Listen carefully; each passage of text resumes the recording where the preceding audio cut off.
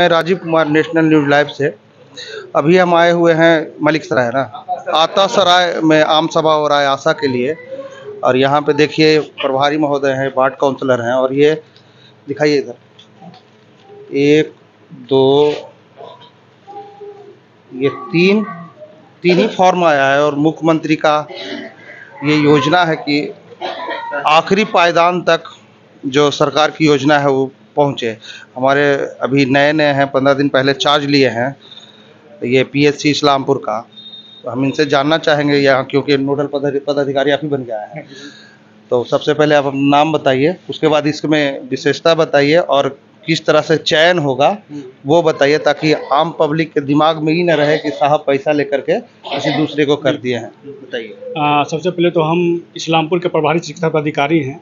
अभी जो हम चुनाव कर रहे हैं वो शहरी क्षेत्र में कर रहे हैं, वार्ड संख्या 8 में, ठीक है। और इसमें पूरी तरीक़ा से निष्पक्षता से की जाएगी आशा का चुनाव, ठीक है।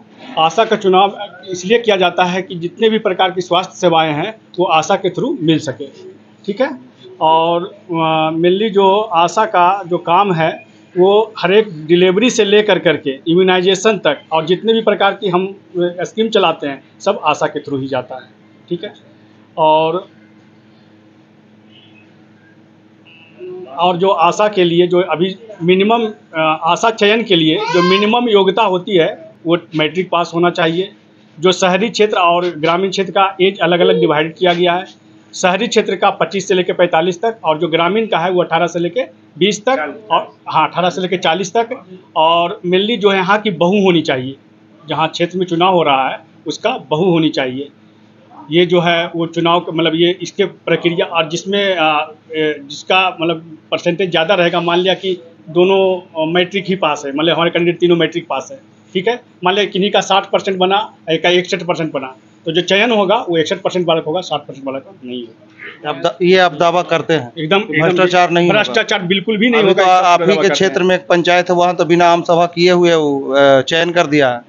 उस समय हम तो प्रभारी नहीं थे, ये मेरे संज्ञान में नहीं है। यदि जो अभी संज्ञान में दिए हैं तो इस पर हम पूरी कार्रवाई करेंगे। हम इसको लेकर के डीपीएम महोदय के यहाँ अपना लेटर पैड पर लिख करके आवेदन देंगे। हम इस पर पूरा संज्ञान लेकर के हम कार्रवाई करेंगे, एकदम कार्रवाई करेंगे। आपसे पब्लिक और हम भी चाहते हैं कि निष्पक्ष तरीका से आप इस कार्य करवाइए।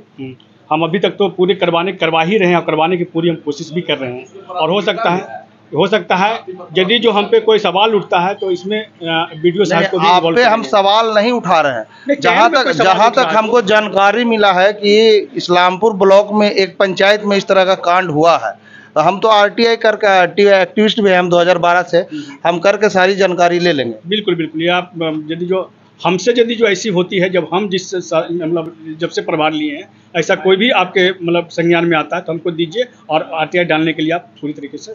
वो तो हम आज़ाद ही। एक बार आप अपना नाम बता दीजिए। मेरा नाम डॉक्टर सत्यम प्रकाश है।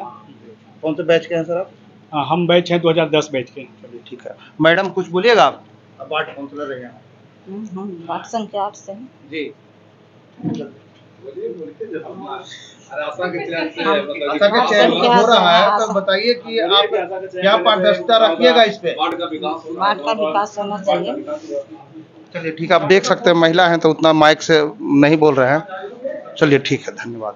18 से 40 ग्रामीण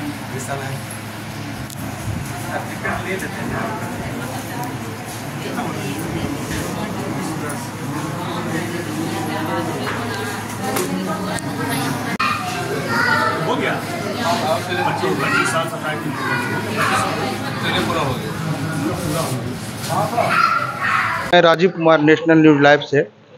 अभी हम आए हुए हैं मलिक सराय ना, आता सराय में आम सभा हो रहा है आशा के लिए। और यहाँ पे देखिए प्रभारी महोदय हैं, वार्ड काउंसलर हैं, और ये दिखाइए इधर 1 2 ये तीन ही फॉर्म आया है। और मुख्यमंत्री का ये योजना है कि आखिरी पायदान तक जो सरकार की योजना है वो पहुँचे। हमारे अभी नए हैं, 15 दिन पहले चार्ज लिए हैं ये पीएचसी इस्लामपुर का। तो हम इनसे जानना चाहेंगे यहाँ, क्योंकि नोडल पदाधिकारी आप ही बन गया है।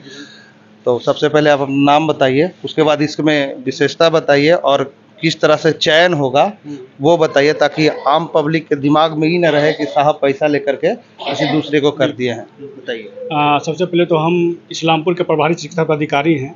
अभी जो हम चुनाव कर रहे हैं वो शहरी क्षेत्र में कर रहे हैं, वार्ड संख्या 8 में, ठीक है। और इसमें पूरी तरीक़ा से निष्पक्षता से की जाएगी आशा का चुनाव, ठीक है। आशा का चुनाव इसलिए किया जाता है कि जितने भी प्रकार की स्वास्थ्य सेवाएं हैं वो आशा के थ्रू मिल सके, ठीक है। और मेनली जो आशा का जो काम है वो हर एक डिलीवरी से लेकर करके इम्यूनाइजेशन तक और जितने भी प्रकार की हम स्कीम चलाते हैं सब आशा के थ्रू ही जाता है, ठीक है। और जो आशा के लिए जो अभी मिनिमम आशा चयन के लिए जो मिनिमम योग्यता होती है वो मैट्रिक पास होना चाहिए। जो शहरी क्षेत्र और ग्रामीण क्षेत्र का एज अलग अलग डिवाइड किया गया है। शहरी क्षेत्र का 25 से लेकर 45 तक और जो ग्रामीण का है वो 18 से लेकर 20 तक और 18 से लेकर 40 तक। और मेनली जो है यहाँ की बहू होनी चाहिए, जहाँ क्षेत्र में चुनाव हो रहा है उसका बहू होनी चाहिए। ये जो है वो चुनाव का मतलब ये इसके प्रक्रिया और जिसमें जिसका मतलब परसेंटेज ज़्यादा रहेगा, मान लिया कि दोनों मैट्रिक ही पास है, मतलब हमारे कैंडिडेट तीनों मैट्रिक पास है, ठीक है। मान लिया किन्हीं का 60% बना, एक का 61% बना, तो जो चयन होगा वो 61% वाला होगा, 60% वाला का नहीं होगा। ये आप दावा करते हैं? एकदम भ्रष्टाचार नहीं होगा? भ्रष्टाचार बिल्कुल भी नहीं अभी होगा। तो आप ही के क्षेत्र में एक पंचायत है, वहाँ तो बिना आम सभा किए हुए चयन कर दिया है।